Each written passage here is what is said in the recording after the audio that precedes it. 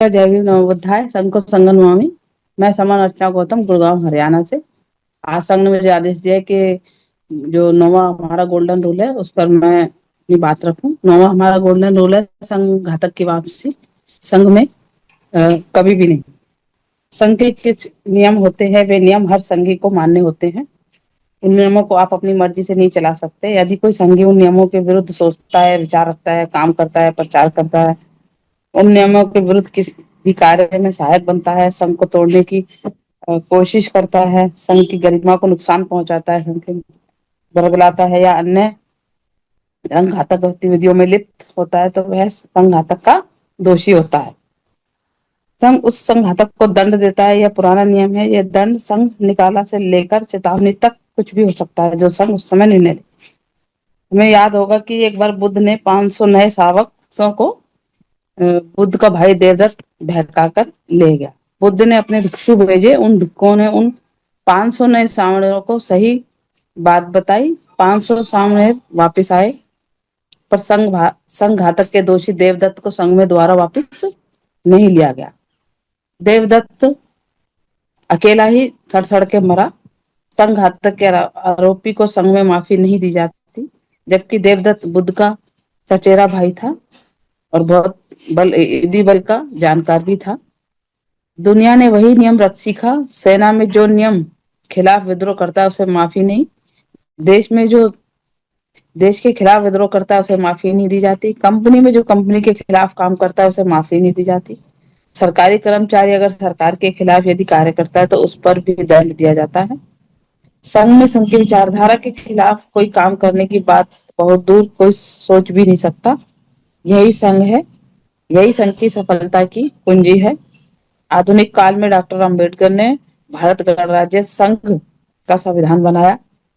भारत गणराज्य संघ के विरुद्ध बोलना, सोचना, कार्य करना, किसी कार्य में सहयोग करना, सहयोगी बनना भारत गणराज्य संघ द्रोह में आता है, जिसकी सजा आईपीएस के तहत तय की हुई है।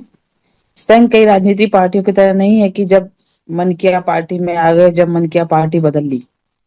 राजनीतिक पार्टी मौकापरस्त लोगों का समूह है जहां विचार नहीं होता, बस सत्ता प्राप्त करना ही मकसद होता है। मौका प्राप्त करना ही सब कुछ होता है। संघ में मौकापरस्त का कोई मौका नहीं है। संघ सरल है जिसमें सरलता से जटिलता को प्राप्त किया जा सकता है। ये था संघ का आज महत्वपूर्ण नौवा गोल्डन रूल। जो दोषी होता है, जो संघ में इसको तोड़ने की कोशिश करेगा या यानी कि कुछ भी विद्रोह करने की कोशिश का करेगा, क्योंकि ऐसा हमेशा होता है, क्योंकि इंसान की एक प्रवृत्ति होती है कि वो कुछ ना कुछ उसके यहाँ ईर्ष्या देश हमेशा रहता है। क्योंकि जो जितने भी लोग हम पिछले संगठनों से जुड़े हुए हैं उनमें कुछ ना कुछ ऐसी बातें होती रही है कि जो वो कमी निकालने की आदत हर एक आदमी में होती है। लेकिन ऐसा नहीं है। जब अच्छा कंसेप्ट या कोई चीज ऐसी आती है जिसमें कोई स्वार्थ नहीं है, कोई लाभ वाली ऐसी कोई निजी लाभ वाली बात नहीं है, तो उसको जो है समाज अपनाता है। तो संघ ने वही कंसेप्ट आज समाज के सामने ये रखा है। तो उसमें कुछ रूल बनाए हैं, जैसे प्रकृति रूल से चलती है। जैसे सूरज अपने समय से निकलता है, दिन अपने हिसाब से निकलता है, जो नेचर में जो चलता है उसके हिसाब से हम लोग चलते हैं। तो ऐसे ही रूल होना जरूरी है जिंदगी में। अनरूली उससे लाइफ से कभी भी रिजल्ट नहीं आता है। संघ ने ये 9 गोल्डन रूल बनाया। इसमें ये रूल था मेन कि संघ घातक की वापसी संघ में कभी भी नहीं होगी। और ये पुराना ही इतिहास से ये लिया गया है, बुद्ध के काल से लिया गया है रूल। तो संघ ने भी ये जरूरी समझा कि क्योंकि हमेशा संगठन जो थे ना हमेशा टूटते रहे और बिखरते रहे, टुकड़े टुकड़े होते रहे, तो संघ में कम से कम ऐसा ना हो, इसलिए ये सजा की प्रावधान किया गया है कि अगर संघ में भी कोई ऐसा संघातक करता है तो उसको संघ में दोबारा वापस नहीं लिया जाएगा। और इसी बात का सब लोग हम ध्यान रखेंगे। अगर कोई भी अगर त्रुटि किसी को नजर आती है तो यहाँ पे अपनी बात बोल सकता है, क्योंकि सभी को बोलने का मौका दिया जाता है, चाहे स्त्री हो चाहे पुरुष हो। और सबको अपना जो नियम है प्रस्ताव पारित करने का 1 तारीख को यहाँ पे मौका दिया जाता है। सबको खुलने का मौका दिया। ऐसा नहीं है कि कोई भी यहाँ से सवाल लेकर जाए। खुलकर अपना सवाल रखे ताकि कोई भी मन में विरोधाभास जो है ना रहे, और संघ हमारा ऐसे ही आगे बढ़ता रहे। क्योंकि हम जुड़ेंगे तभी हम जीतेंगे, और जुड़ने में और जीतने में ही हमारा भविष्य, हमारे बच्चों का भविष्य वो तय।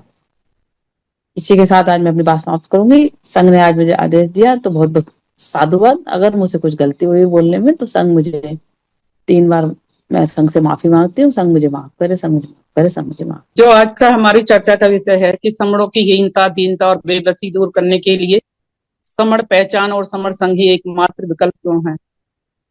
ये बिल्कुल बहुत अच्छा टॉपिक है सर, चर्चा का विषय बहुत बढ़िया है। दरअसल क्या है ना, हमारी हीनता और दीनता का जो कारण है वो हमारे लोग ही रहे हैं। हमारे लोग ही, जो संगठन वाले लोग हैं, वो हमारे लोगों को आगे आने ही नहीं देते।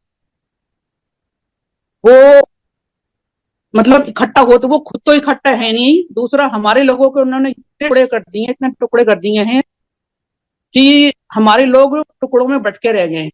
और जब जो टुकड़े होते हैं, जब तक वो टुकड़े में कोई भी चीज है या जो प्राकृतिक रूप से, जैसे जीव जंतु हैं, पशु पक्षी हैं, पहाड़ हैं, नदियां हैं, और जो हम इंसान हैं, जो भी लोग अगर प्राकृतिक रूप से इकट्ठा नहीं है तो वो एक ना एक दिन खत्म हो जाते हैं। उनकी पहचान, वो क्या थे, उनका कल्चर, उनकी सभ्यता सब खत्म हो जाता है। तो सबसे बड़ा जो हमारी दीनता का, हीनता का कारण है वो है हमारे संगठन, जिन्होंने टुकड़ों में तो बांटा ही। दूसरा जो हमारी जातियां हैं, जातियां कम और संगठन ज्यादा, तो सबसे बड़ा कारण तो यही है।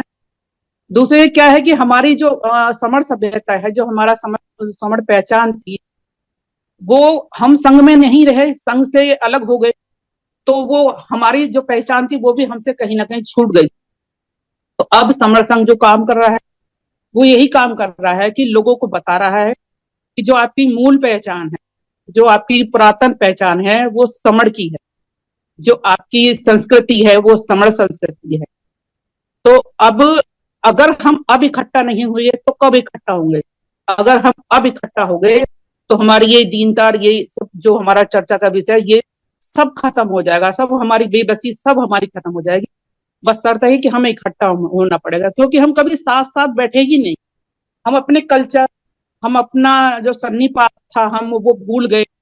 तो हम कभी साथ साथ बैठे ही नहीं, हमने चर्चा ही नहीं की अपने गांव में, अपने पड़ोस में, अपने जहां भी हमारे जनपद हैं। पहले हमारे पुराने लोग बैठा करते थे, बहुत पहले एक बैठक हुआ करती थी जिसको चौपाल भी बोलते थे, वहां लोग बैठते थे।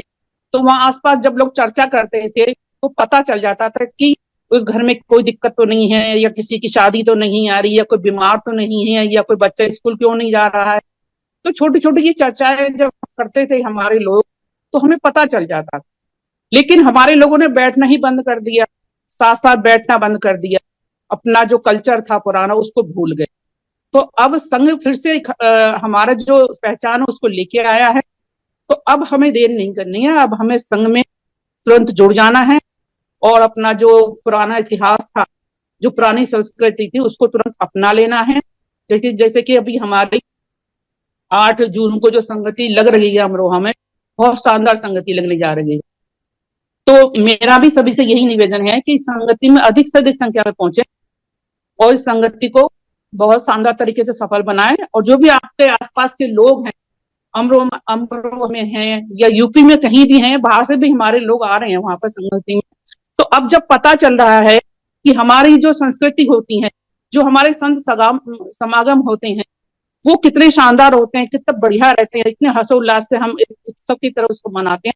तो अब फिर से लोग इकट्ठा हो रहे हैं, तो हमारे दुख दर्द तभी दूर होंगे जब हम इकट्ठा होंगे।